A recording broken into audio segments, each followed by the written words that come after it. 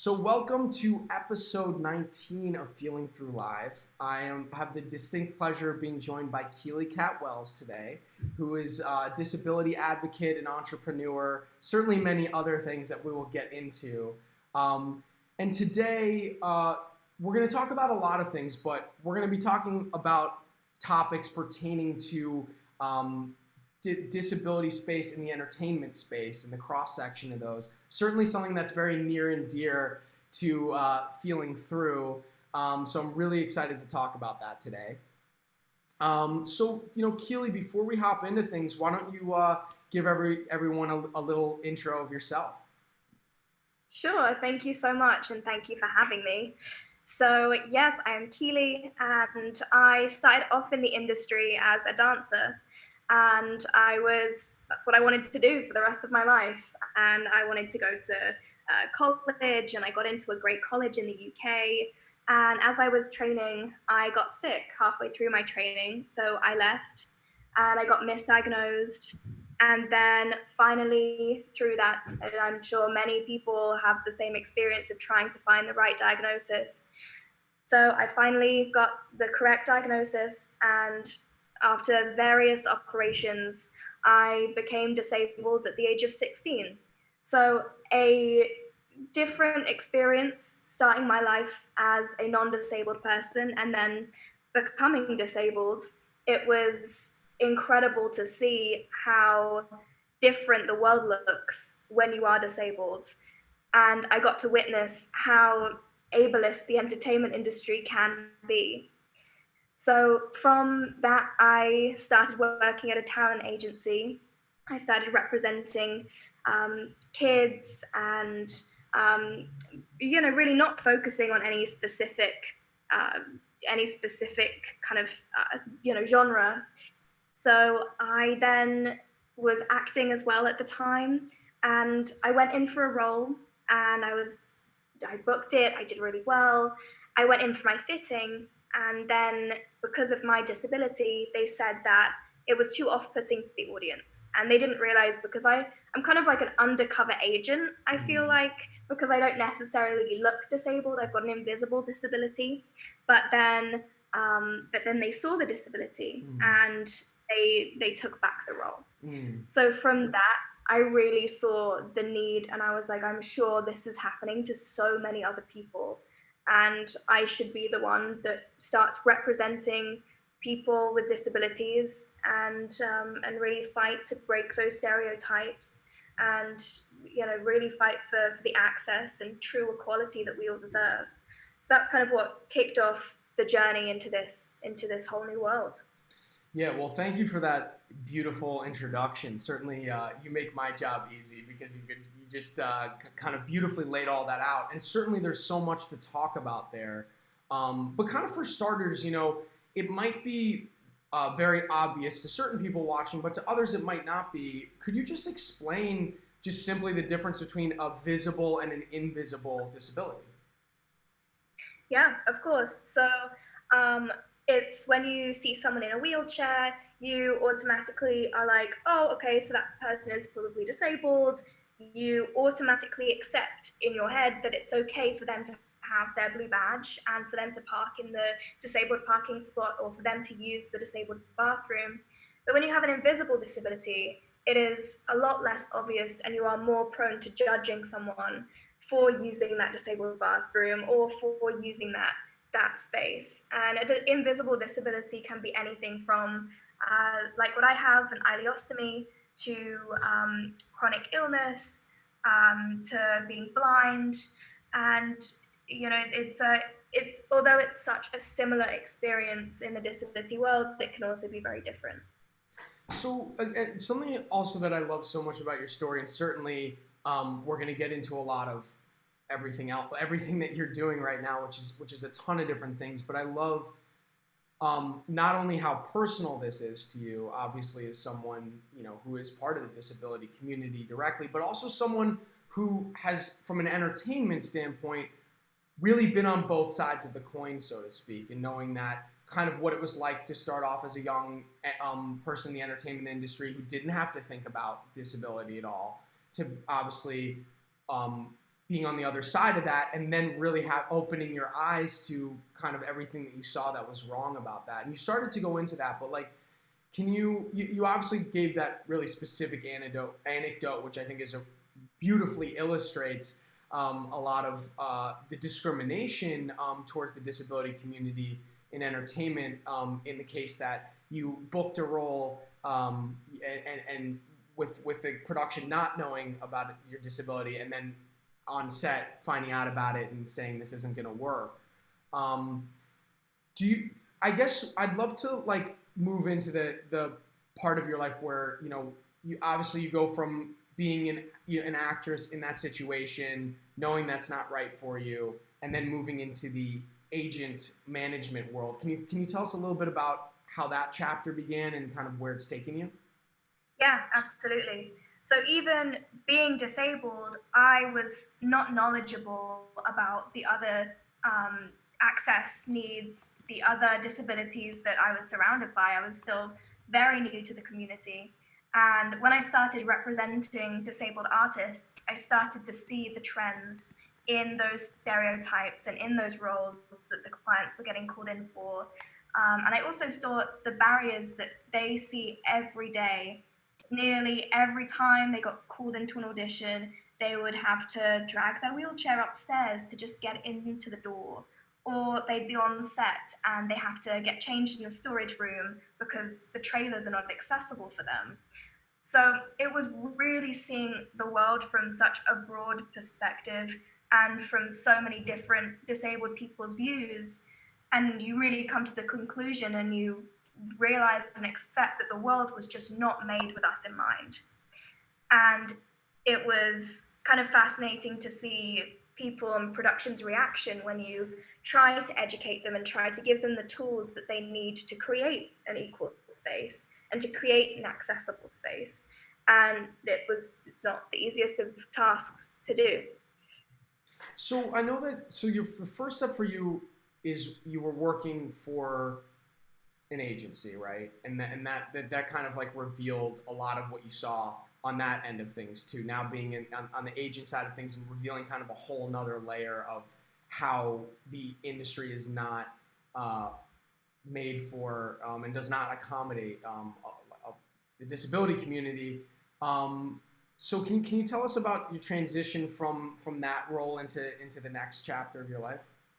Yeah, absolutely. So when I was representing talent that were non-disabled, when that wasn't really in my mind, I saw a trend because I was working for people at that point, and they wanted me to represent people who was younger than I was. And that was the first kind of red light. I was like, oh, because of my age, that they wanted me to represent people younger, so there's a stereotype already. And then as stuff happened to me, and you kind of build up you see all of these stereotypes. So it really is my mission to break kind of intersectional stereotypes as well, because I think often when we think of disabled, and we think of disabled in the media, we think of someone who is white with a disability, or someone with autism, you automatically think of a middle-aged white guy with autism. You don't think of someone who is black, who is in a wheelchair, who also has autism. So it's very interesting to kind of think about when you see the roles come through on breakdowns, who could really go for that role, even if it doesn't necessarily specify that they have to have a disability or they have to have be a certain way, that you can really dive into that character and find all of these different people that could work for that. And from that, and from seeing my clients not have equal chances to get these roles or equal chances to do as well on set as they could have done because of the access and because of the stereotypes that I've faced, I really wanted to create something where it was built with us at the heart of it, and something that would hopefully set a standard for employers and have them realize that this is a business opportunity. They can do it with integrity and take up the opportunity. It's $1 trillion industry. So I really wanted to create something with us built at the heart of it, that is fully accessible for people with disabilities. And this thing, to me, I see this as a film studio. So we are currently looking, and we are actively, at the moment, we're finding land in the UK to build infrastructure that is fully accessible and that will enable production to open so many more doors. And also for disabled filmmakers behind the screen, which is equally as important, if not more important, that we have disability led productions with people at the helm. The production doesn't necessarily have to be about someone with a disability, but it is authentically led by someone who has a different voice to what has been going on in the industry. So it will give them the tools that they need, the access that they require, and everything to be able to create something with true authenticity and from a new perspective. So Keely, there's so much great stuff in there, and I want to walk through a couple chapters of it. But I will say that what Keely's introducing is her amazing, fully accessible, at the first fully accessible movie studio that we're certainly going to get into a lot more shortly. But I can say that having seen the pitch deck for it and the designs for it, it's absolutely stunning.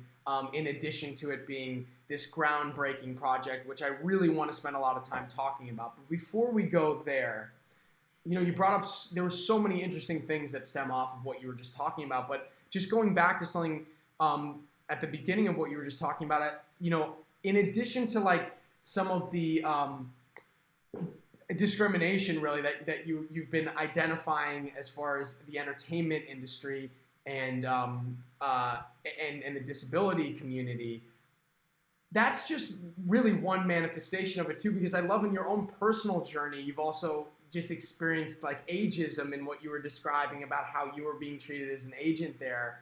That just because you were younger, there was like a naivete or the inability to kind of like work with adults or things like that. So I just think it's really interesting that again, that it's emblematic of kind of a larger change that needs to happen, which is really just seeing people as people and not, as their age, as their disability, as their race, or what have you. And I think that just in your own personal journey with a couple things that you've experienced yourself really is emblematic of that. Yeah, absolutely. And yeah, I think the media is so powerful, and if you paint people certain ways, people are going to believe it. And although I think it is so important to recognize where we come from, recognize our culture and our community, and recognize that we are disabled. I don't want you to not see the disability, don't not see the wheelchair, don't, see it, accept it, understand it, and learn how differently we live and how vast and wonderful that culture is. But don't fall into those traps that the media has painted for us in the past. When we think of stereotypes in the media, we think of Captain Hook and the Hunchback of Notre Dame and the Joker and these characters that do not reflect people with disabilities, yet people seem to see those as what people with disabilities actually are like. So it's a very, very interesting concept.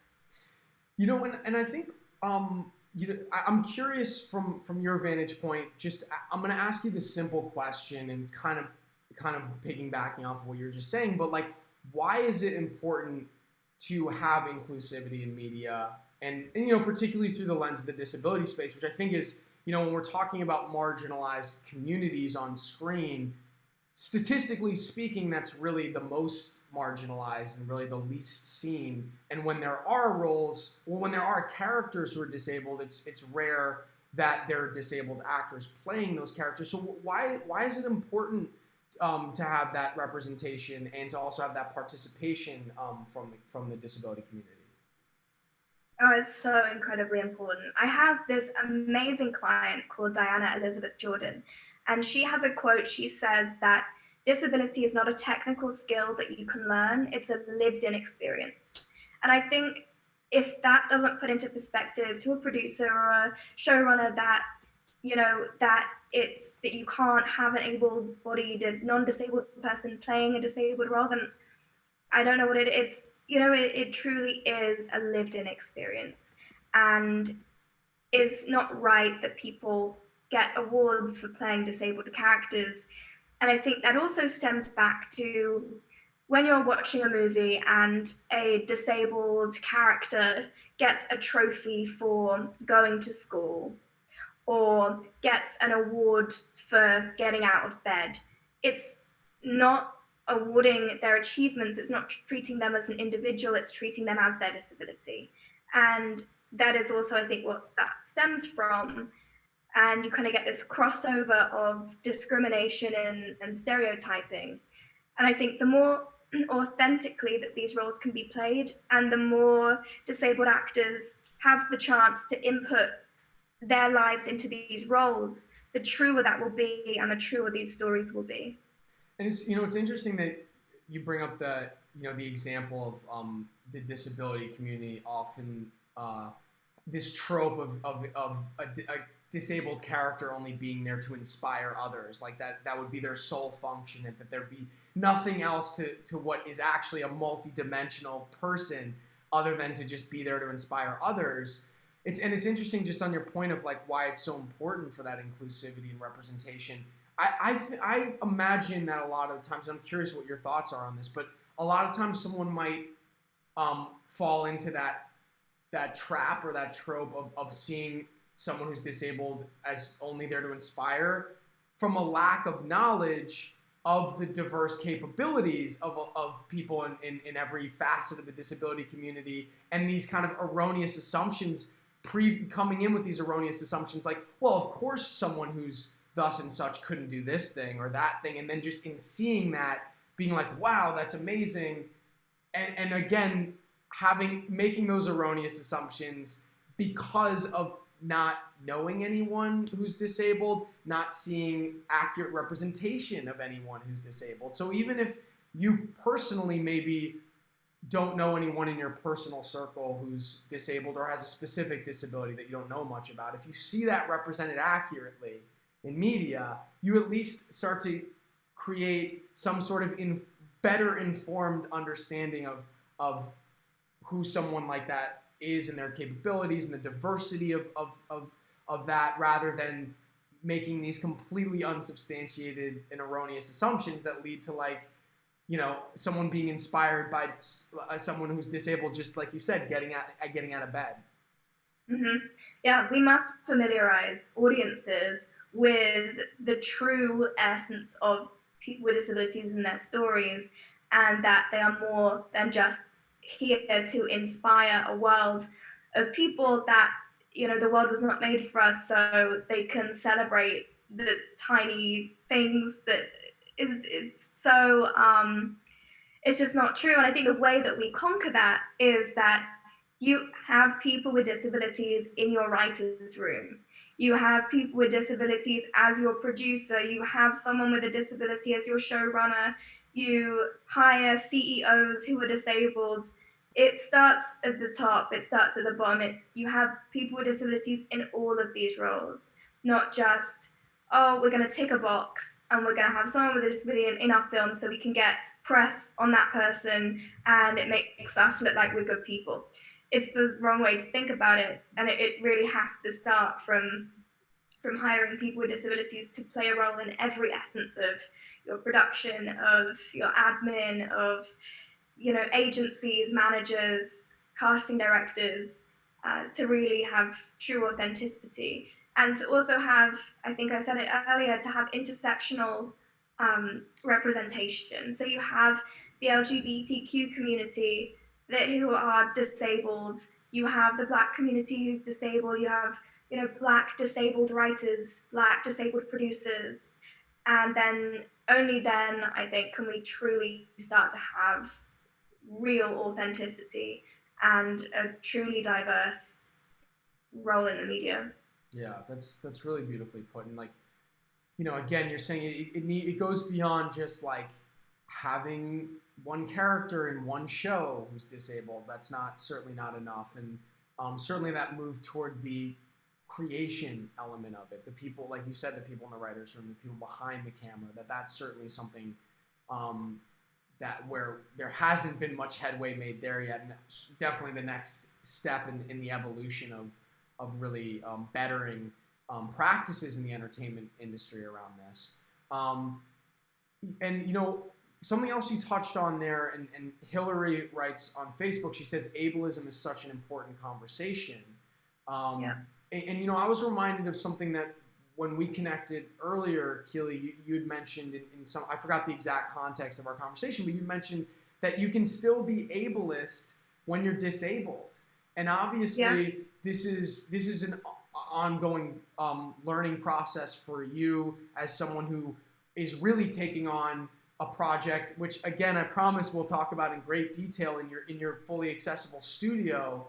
That in order to be fully accessible, you really need to have a mastery of understanding of every element of accessibility. But can you talk a little bit about just really quickly what ableism is for someone who's maybe coming to that term for the first time, and just that topic of how you can be ableist and disabled?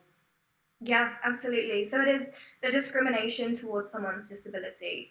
Um, and I think there's active ableism and there's casual ableism, and then there's just passive ableism from a lack of knowledge. And I found because I came into the disability community, the beginning when I was 16, and I had not had any interactions with the community before, I found myself being ableist, and because just a lack of knowledge, a lack of awareness, and I had no idea about the different types of access. I think when people think of access, they think, oh, access, okay, we just need a ramp. There are so many different forms of access, and there are so many different disabilities, and it's difficult to be knowledgeable on every single disability, but just being open, listening, learning, educating ourselves, and really understanding and accepting the person and their needs and their requirements and their views. This is something they live in, we live in every day. And if you say that you don't believe us, or if you say that what we're saying is not what they're going to do, or it's it makes it very difficult for the disabled community to actually have a voice. And I think that's what ableism is. It's making the disabled community either feel like a burden or just not listening to us at all, and not accepting that we are equal, that our voices are just as valid as your voices, and that our culture matters just as much as yours. And we are different. We adapt. We have learned to adapt in many, many different ways. Um, so I think I've got a bit off subject, but yeah, ableism, I think, is just the discrimination of people with disabilities. Yeah. And it's interesting because certainly when in what you were just talking about, I think of the recent 30th anniversary of the Americans with Disabilities Act, and a lot of the discussion we had during that time around advocacy. And I think a large part of advocacy and the power behind advocacy is, I connect that to media representation. We look at our last election and moving into an election upcoming, and we obviously are very clear of how powerful the media and social media and all forms of media are in really driving these big decisions and things that lead to law, that lead to creating the environment that we have, and a lot of that really, the power of that is usually in media representation. So just in what you were saying, it's like another connection to like, well, why is this important? Well, when you have a community that is still needing to advocate for basic rights and access in a lot of elements of the world, that voice, that those needs and that voice needs to be amplified through all different forms of media, whether it's obviously just representation, being able to see people from that community in a much more nuanced and multidimensional way, or having a platform in the news, in all different spaces, to be able to directly address these issues. Yeah, absolutely. And it's interesting you bring up law, and the ADA is such an amazing feat. It's incredible what it's done for our community, and I couldn't imagine the world without it. I couldn't imagine my personal world without it. But there's still so much work to be done. It was, I think, a couple of days ago, I am not proficient in law, or I don't even try to be. There's no point in going into that world, but I did see and read something about it's called 14C, and it basically allows people with disabilities to be paid $1 or less per hour, so much under minimum wage, and that law is still in place. That was put in place in 1938, and was never abolished. It's still an active policy, and companies take advantage of that, and they get people with disabilities to work for such small pay. And whether they do that so people with disabilities can keep their benefits, which is a whole nother subject, but it's another subject that I think the media should touch on, and there should be information about that. There should be stories about that, because it's something that needs to stop. I think, yeah, it's crazy. It's really crazy. Yeah. I wanna touch on something that, but first I'm gonna just take a quick pause for an interpreter switch.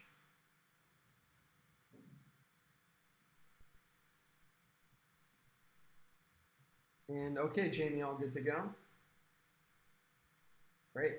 So continuing here, and again, thank you to everyone who's stuck with us. I know today the internet is a little wonky, and I've seen in the comments that the audio is clean, so hopefully you're just able to treat this as a more of a podcast today. We'll be able to upload a cleaner version later, but thank you for sticking with us here. And again, if you have any questions for the second half of this conversation, please feel free to type them in the chat box. We'd love to hear from you and any other comments you might have. But continuing this, I was actually just having, on that law that you said of like, and how it's leading to the disability community being underpaid. I had an interesting conversation with a disability advocate yesterday about who's working on a lot of projects that require a good amount of resources to make them fully accessible. And it's interesting that, as things stand right now, and again, all more for the need for advocacy around this, is that it's a community that is underpaid and very underemployed relative to other communities, and is also a community where a lot of accessibility right now is still very costly. So there's this real irony in a community that like really gets the short end of the stick financially in a lot of different realms, and also has lives where things are constructed in a way where accessibility tends to be so expensive, whether that's someone's personal accessibility needs or accessibility needs out in the world. We're really talking about that irony. But you know what? I'd love to use that as a turning point in this conversation to talk about the future. We've certainly identified some issues in the present and the past, but what I'm really excited to talk about in the second part of this conversation is the very bright future ahead that certainly you are helping pioneer. So we mentioned Zeta Studios before, but I want you to kind of give us another kind of introduction into that. And don't be shy here, because I know this is your project, and sometimes we can be a little modest about it. But I will say, as a complete outsider to this and someone who came to this recently, something that we won't be able to show you the drawings and the renderings of this facility, but just to fill in that dimension before Keely tells you more about it, it is an absolutely stunning facility that Keely and her team are working on constructing, and it is just think of basically the coolest arts facilities you've seen, and any communities around that, and it's just kind of the best version and amalgamation of kind of the coolest modern theaters and public spaces kind of all in one. So Keely, I'm doing a really bad job of describing it. I'm just so enthusiastic about what it is. Why don't you do a better job and tell everyone a little bit more about it? Oh, thank you so much. So, we are in the early stages of creating the world's first fully accessible film and TV studio. And I would like to say, and it has been compared to before, the Silicon Valley of entertainment. What I really want to do is create the most incredible structure that will house the most revolutionary technology as well as the most innovative productions and high end productions. It will be for everyone, but it's really made with us at the heart of it, which has not been done before. It will include access, it will include physical access, sensory access, communication access, cognitive access. Every access ideal that you can think of, we are working towards, centering it around that to make it incredibly accessible. And specialized filming equipment and everything that you can think of to make a production as accessible as it could ever be. Um, and it's interesting, I had someone say, but it's not built yet. Why are you talking about it? I'm talking about it because even the idea, if someone says, that is a really good idea, I want to do that, please do it. I want people to do this. Build infrastructure, build buildings and studios, and build buildings with accessible and universal design in mind. If you do this idea and you manage to get it built before me, fine, I'm happy with that. But we are at a very exciting stage, and I cannot wait to cut the ribbon and be able to open this facility, and really open up some opportunities and be able to have a new system and hopefully create and set a standard for employers, and not just be able to offer the most basic needs, but really offer ideals and go beyond compliance.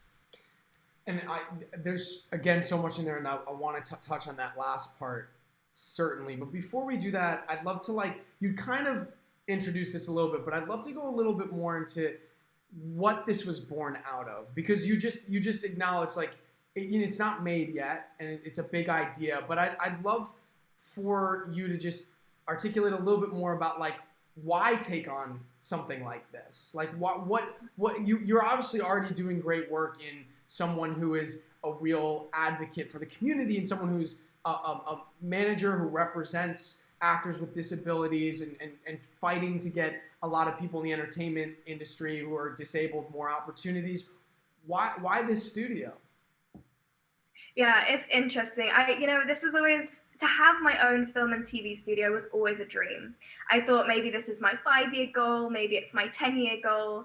But the more and more I came across barriers for me and for people with disabilities in the entertainment industry and in the world on a whole, I was like, why not just do it now? Let's just do it. Let's create it. You know, I don't what gives me the right, um, what gives me the history, the education, why me, why should I create this, and how can I believe if you put your mind to something and you have the access, then you can do it. And I think this is my lifelong mission for sure, is create this fully accessible film studio that will put a dent in the world, I hope. And I really started this because the barriers that I saw were things that can be so easily overcome. The adaptations that can be made are so simple. And I also got very frustrated that disability kept being looked at as a charity, a charitable cause. My disability, I should work for free, or I should only be a non-profit, I shouldn't be for profit. So I wanted to create something that would be this project that would be for profit in every way, that will give back to communities, obviously, but it will be with disabilities at the heart of it, to really break the stigma that disability can only be seen as a charitable organization. Because we are profitable, we want to create businesses, we want to be, there's a whole array of talent which does not just need to be there. as someone that can be your inspiration or as something that can be a charity to donate to. So that really kicked it off as well. And just, if you can get your star on set, a vegan, gluten-free, sugar-free, dairy-free donut, then why can't we have the access that we deserve? So there was a big mix of reasons that I wanted to create such a big structure and organization. And I was just like, I'm just going to do it. I'm just going to do it, and I'm going to make it happen. So I've been very lucky. I'm working with some incredible people, and I think you don't have to be good at everything. I'm dyslexic as well. I can't spell, I'm terrible at reading, but you can put yourself with an amazing community of people and pull together the right talent to really build something and do what you want to do. So that's kind of what's creating this structure. Keely, I will point out that clearly you have been in Hollywood for a while if you're able to rattle off a specialty order like you did with the vegan, gluten-free, keto, what have you order. So clearly you've been around the block in Hollywood. But something I love everything you just said about that, and something that when you first told me about it, what I loved, you said that you needed to do something so big that no one could ignore it. Exactly. And Yep. I love that. What I love about that so much is that in the context of the conversation we are having earlier, where particularly the disability community at large is fighting for just, in a lot of ways, really basic needs in a lot of things, and basic accommodations, and having just having even some representation in some cases, even before we talk about equitable.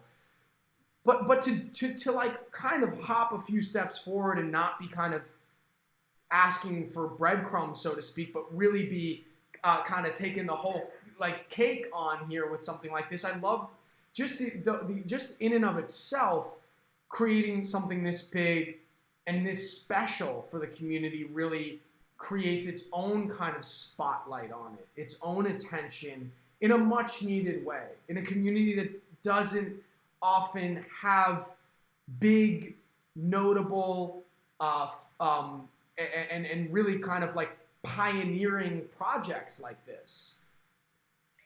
Yeah, I certainly think there has been some amazing things that have come out, and they have inspired me so much. Like the Media Access Awards and Respectability, and what you're doing, and there's been incredible things. And I think seeing the power that they have had, if we can have a home where all of these organizations can also have an office and come together and unite, what an amazing thing that would be to be able to create that.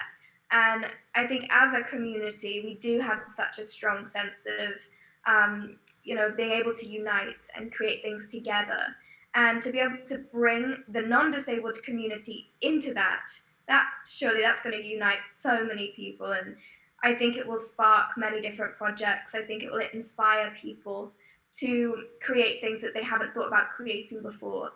And because they will have the access to do it, and because it will have been made so simple for them, they don't have to put in any other thought. All the access is already there, laid out for them, made it easy. They have no excuse not to include us. So I really believe that, and I believe that this community can do so many things. You'd mentioned this before, and it's something that comes up a lot, on Feeling Through Live, when we're talking to people about accessibility, and often, as far as what that looks like out in the physical world, I often hear, accessibility is more than wheelchair access. So there's certain accessibility. Sometimes I'd say there's a big cross section of what I'm about to say in visible disabilities, like someone in a wheelchair, that people who aren't that familiar with the disability space might be aware of in the public, like a ramp for wheelchair access. What are some of the accessibility accommodations, and I'd love for you to go into more detail about this for people who maybe have never come across this.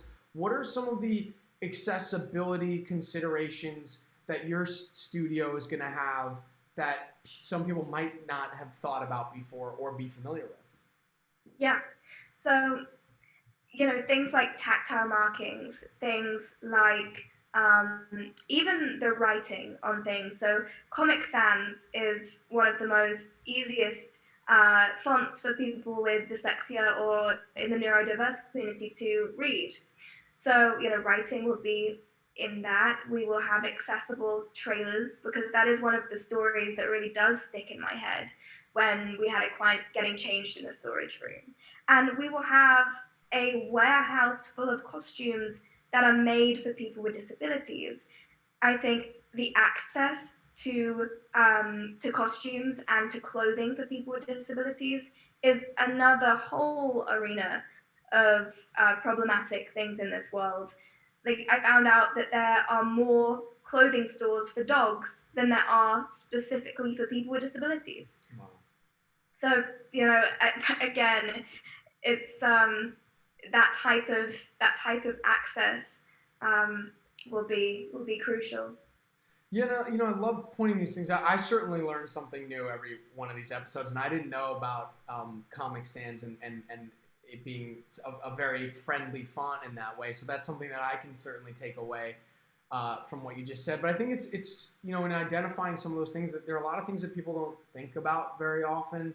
Certainly, something that was really new to me, the last part of that topic you were talking about costumes for people with disabilities. I Yep. don't remember where I saw it, but I think it was on Facebook, an article posted about a company that was making Halloween costumes for people with disabilities. And it might be something that fits over a wheelchair, as one example, or something that can just be as simple as, again, a costume that accommodates someone. That's something that can be easily forgotten about when someone's not really thinking of all the different categories of how the world isn't set up for accessibility.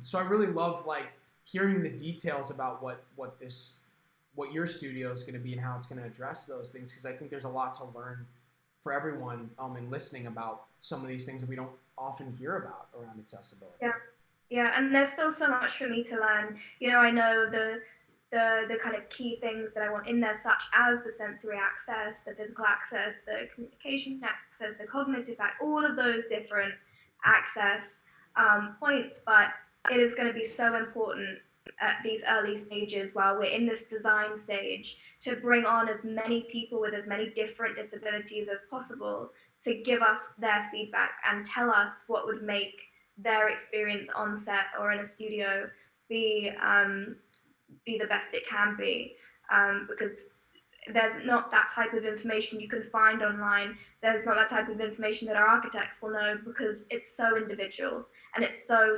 specific to each person and just so individual. So it's definitely a learning curve for me as well.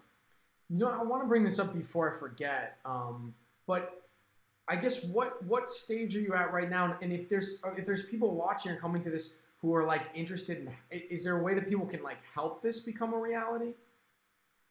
At the moment, we're kind of in a waiting stage. So we're just waiting to hear back from a certain place in the UK to see if that's going to be our location or not. So right now, it's very much just, I hate waiting. I hate not doing anything, but it is very much a waiting stage.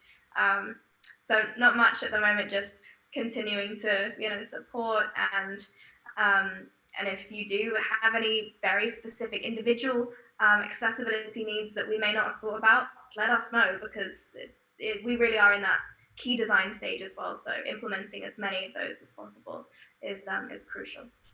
So to flash forward here to when this is constructed and you've just cut the ribbon on this, um, I want you to just step inside this near future scenario here for a moment.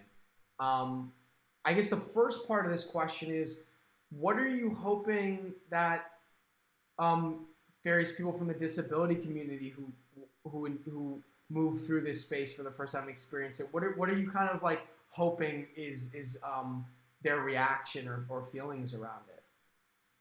I'm really hoping that mainstream productions and large corporations and large companies hire a dramatic amount of people with disabilities, more than they've ever hired before.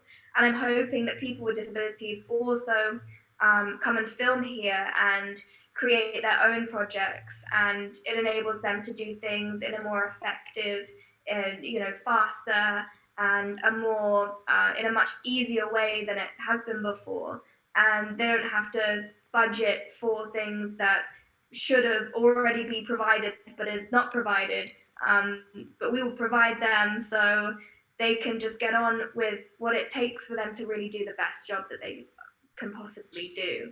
Um, and I think that goes back to when my talent that I represent have to go into an audition, but they've already spent so much of their energy just trying to get through the door that they can't do an equal as good audition as anyone else because they've already wasted so much energy just trying to get in the door.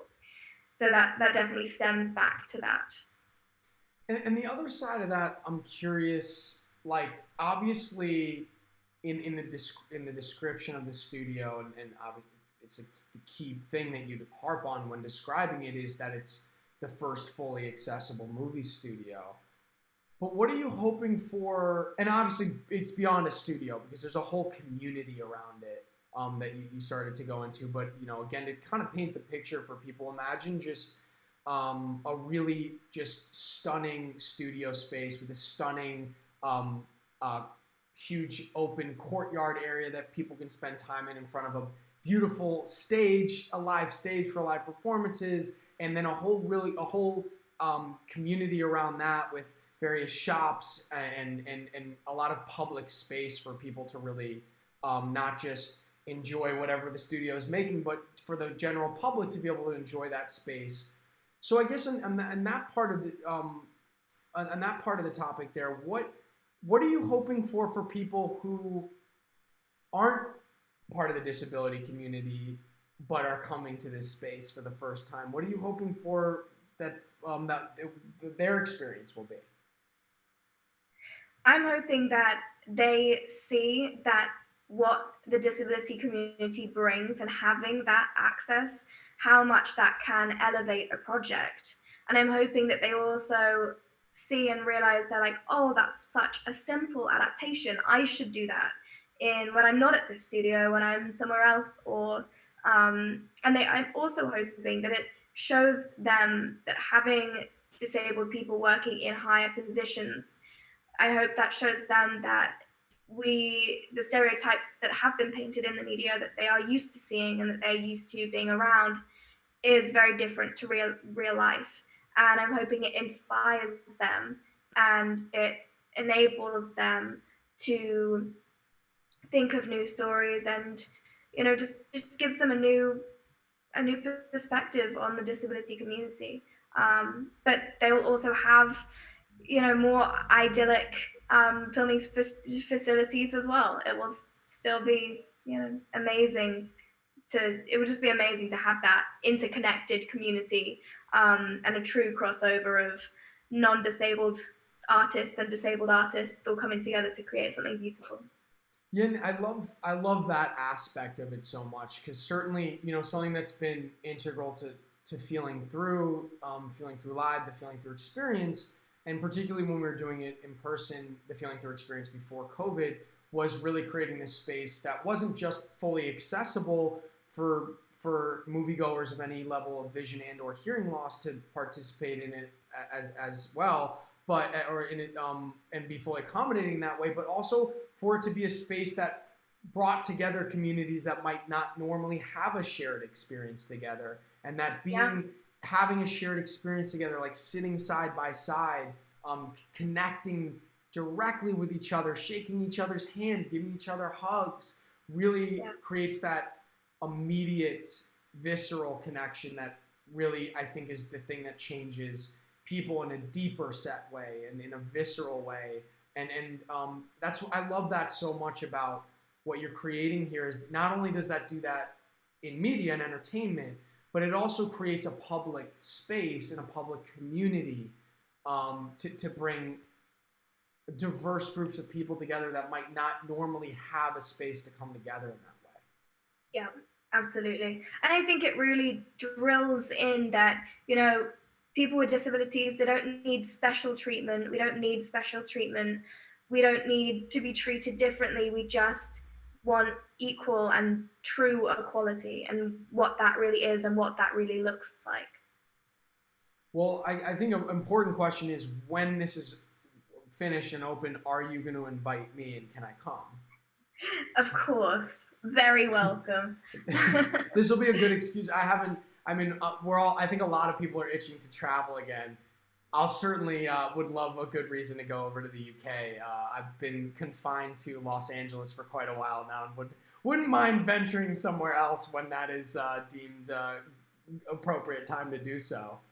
Yes, absolutely. I'm wondering, as speaking to the talent manager side of you, and obviously as a talent manager who represents actors with disabilities, something that's obviously near and dear to the feeling through community is and at the center of it in a lot of ways is the deafblind community, and obviously feeling through was the first film that starred a deafblind actor, and certainly since we've made that film and obviously have plans to do more work and make a feature film version of it as well. We've been asked over time, if by people in the deafblind community of like, oh, is it something that I can be in, or like if I'm interested in acting, like what do I do? I'd love to throw that question to you, if there's a person who's deafblind who maybe sees feeling through and sees that there's a deafblind acting, I was like, I want to do that too. Like, what will you suggest they should do? Yeah, absolutely. So you can always email us with any information that you have, and if you've done acting before, send us through your resume and your show reel. But if you haven't, then we are very open to helping people get to the point where representation is right for them. And I also want to make people aware that often people with disabilities question that if coming to us is going to be the right thing for them, because they don't want to get stereotyped and they don't want to just be asked to play disabled roles. But I want them to know that our company focuses on placing people with disabilities in roles that does not specify they need a disability. We are wanting to break stereotypes, and that is our true mission and our true goal. And everyone who works at Seek Talent either is a minority or has a disability and feels the exact same way. So it's all authentically driven. So yeah, if anyone is wanting to go and pursue that career, then we are very open to helping and developing that with them. And certainly, back to what you were saying a little while ago, but you know, we're something something that we're on our side investigating as something that we're going to get into in the future, help. But really, there needs to be a lot more of this infrastructure to help to really support actors with disabilities, and to have more opportunities in front of and behind the camera. Certainly, they're not, as it stands right now, that many acting classes that someone who's deafblind can just walk into and have the accommodations they might need around it. And certainly, that's something that we hope to be able to address in the not too distant future. And hopefully, there are a lot more people who are taking those kind of considerations in as well. Yeah. But before we close things out here, with just some final thoughts, I'm just curious of how this pandemic, and I know this is like kind of a big question to throw to you for like a final question, so feel free to not need to go into every detail about it, because I know it's affected every aspect of your life. But how has this pandemic affected the work that you're doing, or kind of your outlook on the world? It's definitely given me the confidence, the time, and the boost that I've needed to really kind of kick things off for the studio. But it's also made me see the world as a world that is, it's not people with disabilities who are disabled, it's the world that is disabled around us that stops people with disabilities really doing what they can do and what we want to do. And I think COVID has also opened a lot of people's minds into the type of life a lot of people with disabilities live. And I think in the entertainment industry, there's still a lot of things that we've got to work towards. And since the virus, a lot of people have thought that people with disabilities should not go back to work and should not be on set at the moment. And we've got to break that stereotype too, because that's not true. Um, we can get back to work. A lot of us can. A lot of us are at risk, but a lot of us can get back to work. And also that corporate companies, I think they've realized how easy it is to adapt to having people work from home. Say people with disabilities who prefer to work from home, now they can. So it's the perfect time for these large companies to open the doors for people with disabilities to work at their companies. So I definitely would say that as a closing message. Well, that's a beautiful closing message, and thank you so much for joining us today. We certainly would love to have you back with certainly updates about the studio and certainly plenty of other things to talk about. But wishing you the best of luck with that venture. I'm certain it's only a matter of time. I hope it's sooner rather than later. But really, really admire what it is you're doing. Certainly inspired by the enormity of what you're taking on and accomplishing. And yeah, looking forward to the bright future you're going to help create through your endeavors. Thank you, and same to you. So much respect and just admiration for what you're doing. Really appreciate it. Thank you. And thank you to all of us who joined us today. We know this wasn't the cleanest live stream we've done visually. I hope the audio worked for you. We're going to upload a cleaner version in a little bit, so you can come back to it if you'd like. But we'll be back next week, as always, with another episode of Feeling Through Live. Same time, same place. And until then, have a great week, and see you then. Bye, everyone.